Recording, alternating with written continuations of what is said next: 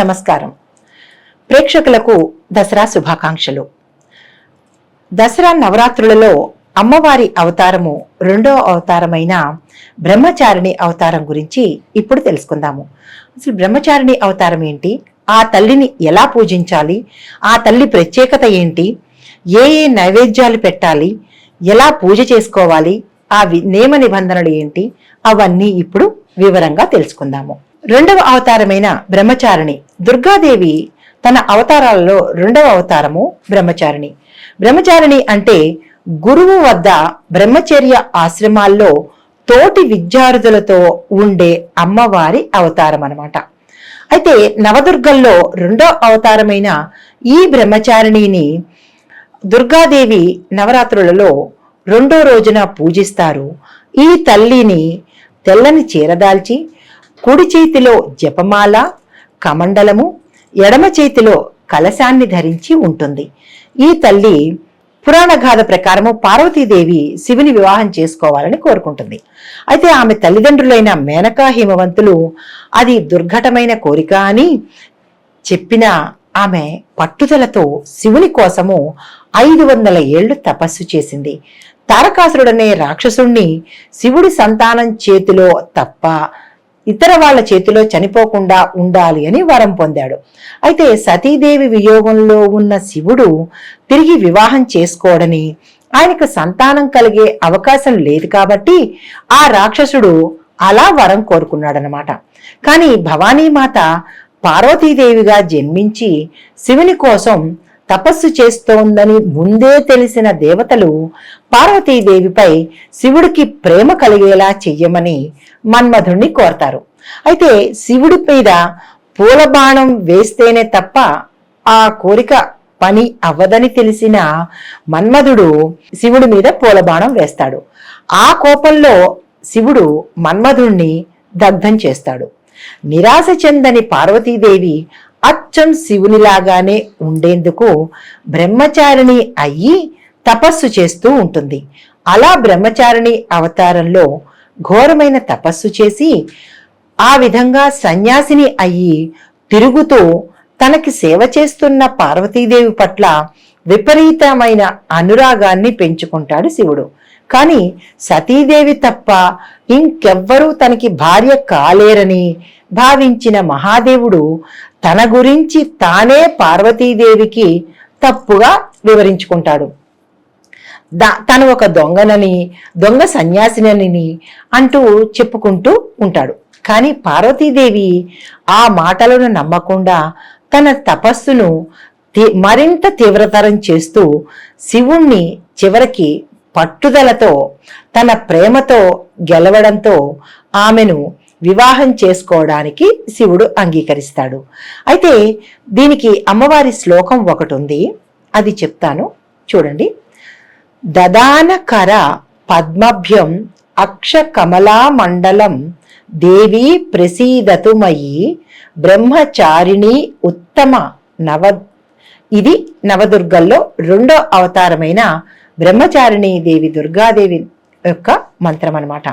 రెండో రోజైన ఆశ్వయుజ శుక్ల విదియ నాడు ఈ అమ్మవారిని పూజిస్తారు.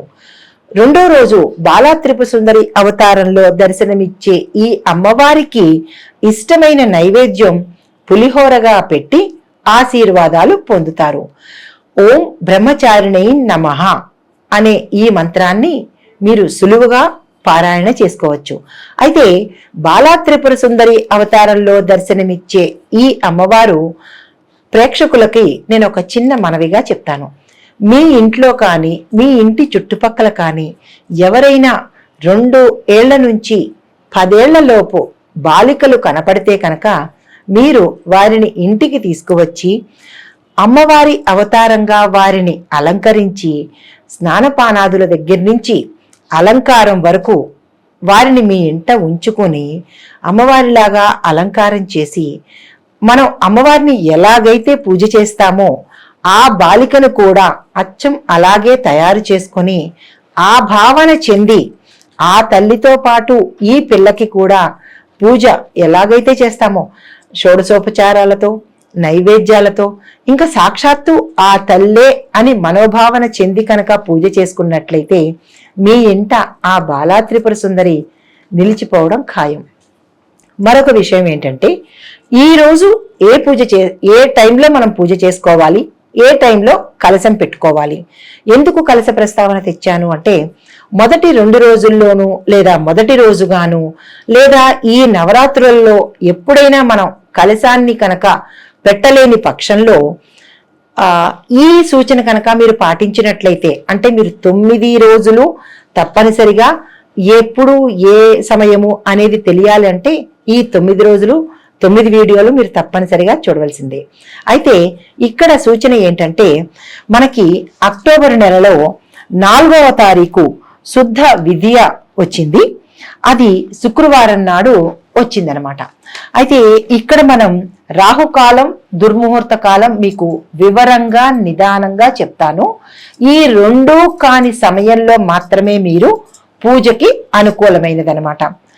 రాహుకాలం ఉదయం 10:30 నుంచి 12 గంటల వరకు ఉంది. దుర్ముహూర్త కాలం ఉదయం 8:18 నుంచి 9:04 వరకు ఉంది. అంటే రాహుకాలానికి దుర్ముహూర్త కాలానికి మంచి సమయం చూసుకుని ఆ 2 లేని సమయం కనుక మీరు చూసుకుని పాటించినట్లయితే ఆ టైంలో మీరు కలశ స్థాపన చేయవచ్చు. కలశం ఆనవాయితీ లేకపోతే మామూలు అమ్మవారి విగ్రహం పెట్టుకుని కూడా మీరు పూజ చేసుకోవచ్చు. ఇంకా షోడశోపచార పూజలు, సేవలు, గీతాలు, నృత్యాలు, స్తోత్రాలు, నైవేద్యాలు అన్ని మీకు తెలిసినవే కదా. 3వ రోజు అలంకారము శ్రీ అన్నపూర్ణాదేవి అలంకారము. ఆవిడికి నైవేద్యం దధ్యోజనము. ఆవిడికి ఇష్టమైన పువ్వు పొగడ పువ్వు. ఆవిడికి ఇష్టమైన రంగు చీర గంధపు రంగు. నిషేధించవలసిన వస్తువులు అంటే ఆ రోజు మనం నిషేధించవలసింది తరిగిన వస్తువులు. తరిగిన వస్తువు ఆ తల్లికి నివేదనగా పెట్టకూడదు. ఫలితం ఏంటంటే ధనధాన్యాలను లోటు లేకుండా ఆ తల్లి మనని కాపాడుతుందనమాట. అయితే ఆ రోజు ఏమి దానం ఇవ్వాలి అంటే అన్నం భోజనము, అంటే అన్నదానాన్ని మనం ఆ రోజు చేసుకోవాలి. ఆ తల్లి యొక్క మంత్రము హ్రీం శ్రీం క్లీం అన్నపూర్ణాయై నమః. మరొక్కసారి శ్రీం క్లీం అన్నపూర్ణాయై నమః. జాగ్రత్తగా విని పఠించండి.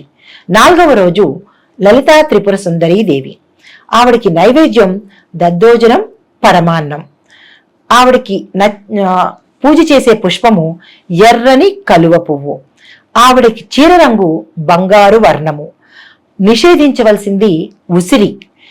ఫలితము ఆవిడిచ్చేది అఖండ కీర్తి ప్రఖ్యాతలు.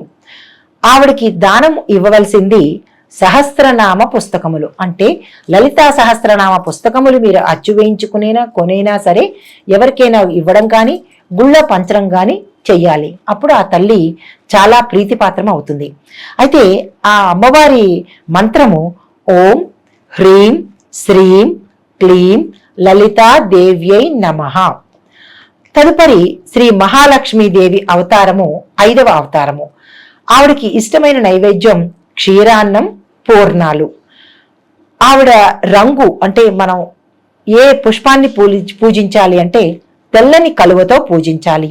ఆవిడికి ఇష్టమైన రంగు గులాబీ రంగు. నిషేధించవలసిన వస్తువు ఉల్లిపాయ. ఆవిడ మనకి ఇచ్చేది ఏంటంటే ఐశ్వర్యం, ధనప్రాప్తి. ఆవిడికి మనం దానంగా ఇవ్వవలసింది దక్షిణ. ఆవిడ మంత్రము శ్రీం హ్రీం ఐం మహాలక్ష్మీ నమః. తదుపరి అవతారము శ్రీ సరస్వతీదేవి అవతారము, 6వ అవతారము.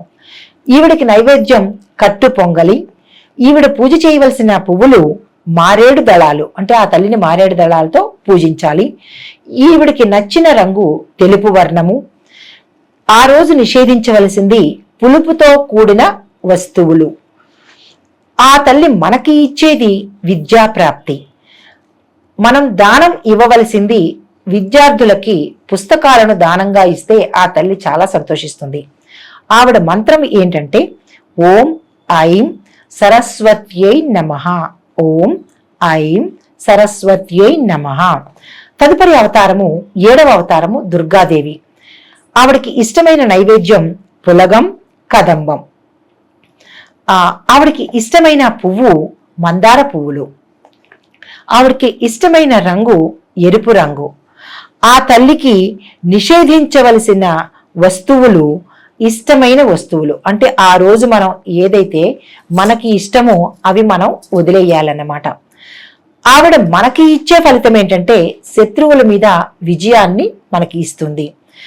ఆవిడకి అంటే మనం ఆ రోజు ఆ తల్లికి కానీ గుళ్ళో కానీ ఇవ్వవలసినది ఎర్రని చీరని దానంగా ఇవ్వాలి. ఆ తల్లి యొక్క మంత్రం ఓం దుమ్ దుర్గాయై నమః. తదుపరి అవతారము 8వ అవతారము మహిషాసుర మర్దని అవతారము. ఈవిడికి ఇష్టమైన నైవేద్యము పులిహోర, గారెలు, పానకము, వడపప్పు. ఈవిడికి ఇష్టమైన పువ్వులు నల్లని కలువపుతో కనుక పూజ చేసినట్లయితే ఆ తల్లికి మహాప్రీతి. ఆవిడికి ఇష్టమైన రంగు ముక్కు పొడుం ఎరుపు నేత చీర. నిషేధించవలసింది రాత్రిపూట భోజనము అంటే ఏకభుక్తం అన్నమాట. ఆవిడ మనకి ఇచ్చే ఫలితము ధైర్యము, విజయము. మనం దానంగా ఇవ్వవలసింది స్వయం పాకము. ఏదైనా గుళ్ళో బేదలకు కానీ గుళ్ళో కానీ స్వయం పాకం మనం దానంగా ఇవ్వాలి.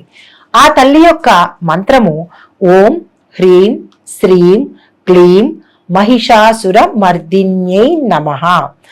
ఓం హ్రీం శ్రీం క్లీం మహిషాసుర మర్దిన్యై నమః. తదుపరి అవతారము శ్రీ రాజరాజేశ్వరి అవతారము 9వ అవతారము. ఆ తల్లికి నైవేద్యంగా శాకాన్నము పెట్టాలి. ఆ తల్లికి ఇష్టమైన పువ్వులు ఎర్రని పుష్పాలు. ఆ తల్లికి నచ్చిన రంగు ఆకుపచ్చ.